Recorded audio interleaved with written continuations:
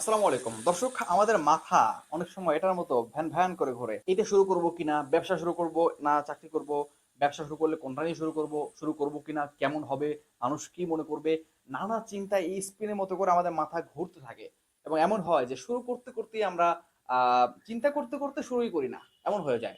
দেখেন, আপনি যদি কোনো ব্যবসা করতে চান, কোনো বিষয় করতে চান, আপনি যে এই বিষয়ে ভালো জানে বুঝছে তার সাথে পরামর্শ করেন, কথা বলেন, এবং পরামর্শ করে ২ জনের পরামর্শ নেন, ইউটিউব দেখেন, আপনি ঘাটাঘাটি করেন, ঘাটাঘাটি করে আপনি একটা নেমে পড়েন, শুরু করেন। শুরু করলে আপনি সংকট, এখানকার যে সমস্যাগুলো আছে সেগুলো বুঝতে পারবেন, জানতে পারবেন, এবং আস্তে আস্তে ডেভেলপ করবেন, অনেক অভিজ্ঞতা হবে।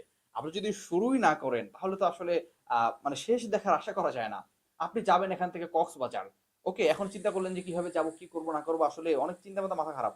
এখন আপনি যদি এখান থেকে হাঁটাই শুরু না করেন তাহলে তো যাওয়া যাবে না।